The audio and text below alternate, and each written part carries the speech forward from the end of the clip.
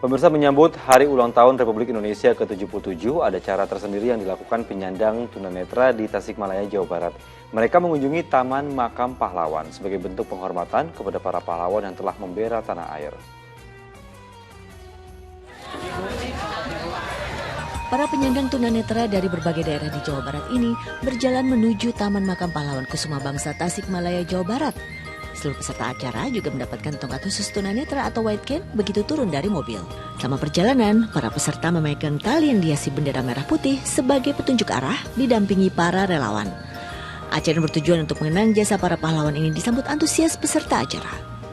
Nah, dalam rangka kemerdekaan kita berziarah ke makam pahlawan di dalam pengajian itu. Yang dilakukan apa tadi di makam, Pak? Kita pertama mengenalkan mereka kepada pahlawan, yang kedua kita berdoa, yang ketiga tabur bunga gitu.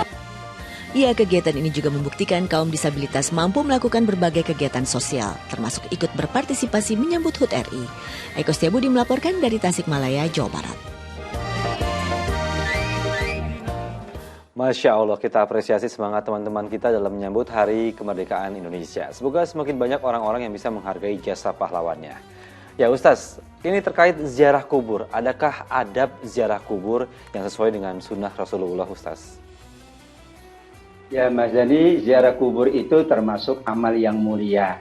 Karena tujuannya mendoakan mereka yang sudah berada di alam kubur. Alhamdulillah, di alam kubur ada para nabi, ada para sahabat, ada para guru, para pahlawan. Mereka yang banyak berjasa untuk kita semuanya. Maka kita doakan mereka agar mereka diampuni kesalahannya dan juga ditempatkan di tempat yang paling mulia di sisi Allah. Karenanya ada etika, ada adab saat kita berziarah. Yang pertama, hendaknya kita berziarah dalam keadaan suci. Kita berwudu. Apakah berwudu dari rumah atau di situ biasanya disiapkan tempat untuk kita berwudu. Karena kita ingin beribadah. Dan kita ingin mendoakan orang-orang yang banyak jasanya kepada kita. Setelah kita berwudu, maka jangan lupa, kalau memungkinkan kita menghadap kiblat. Kalau tidak memungkinkan, yang penting kita berada di sekitar kubur tersebut. Dan kita doakan mereka yang sedang berada di alam kubur. Sebelumnya jangan lupa kita mengucapkan salam untuk mereka. Karena mereka hakikatnya bisa menjawab salam kita. Assalamualaikum ya ahlal kubur.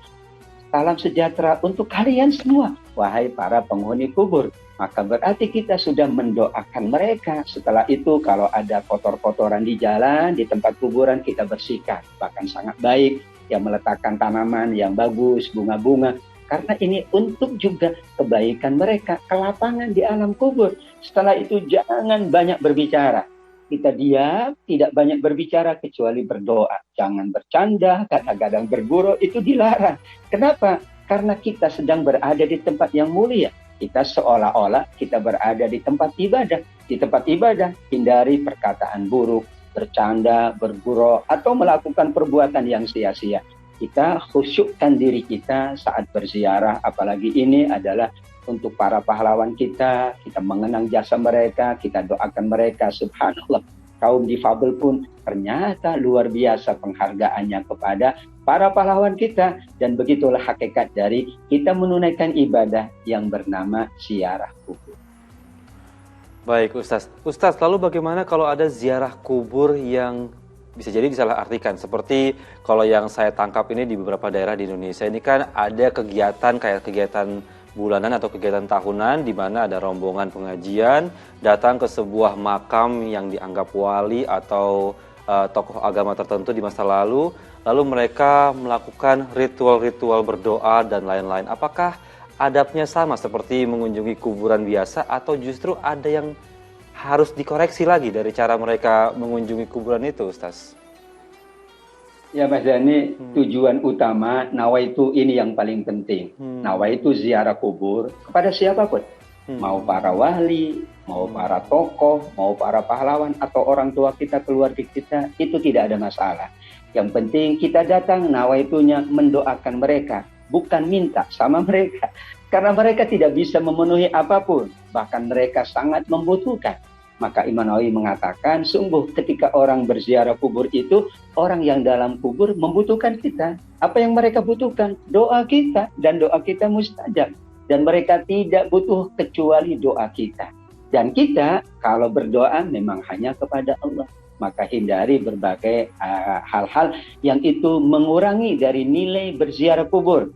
Khawatir kalau itu ya menyimpang dari nilai ziarah kubur, maka nilai ziarah kuburnya tidak ada, dan bahkan mungkin dikhawatirkan kalau kita meminta bantuan kepada yang ada dalam kubur, karena dulu di masa Nabi ada yang datang ke makam Nabi minta sama Nabi, pada Nabi sudah wafat. Maka diingatkan oleh para sahabat, kita datang bersolawat, kita datang berdoa, kita datang juga mohon ampun, sehingga insya Allah nilai ziarah kita adalah nilai yang berpahala, dan kita dijauhkan dari hal-hal yang menggugurkan nilai ziarah kubur, atau malah menjadikan hal-hal yang bertentangan dengan adab atau etika kita dalam berziarah kubur.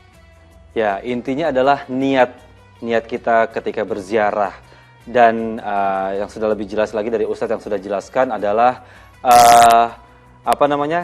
orang yang dalam kuburan justru membutuhkan doa kita, bukan sebaliknya kita yang membutuhkan atau memohon bantuan doa dari orang yang sudah dimakamkan. Jangan sampai terbalik ya Ustadz.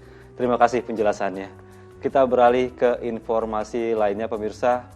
Baik, informasi tadi Ustadz itu sudah berakhir di segmen 2 ini. Alhamdulillah, terima kasih banyak Ustadz Atabik atas waktu dan tausiah yang sudah diberikan untuk seluruh pemirsa Ajwa TV. Semoga penjelasan yang telah Ustadz berikan ini bermanfaat untuk kita semua. Baik Ustadz, untuk itu saya pamit undur diri. Wassalamualaikum warahmatullahi wabarakatuh. Waalaikumsalam warahmatullahi wabarakatuh. Terima kasih Mas Dani.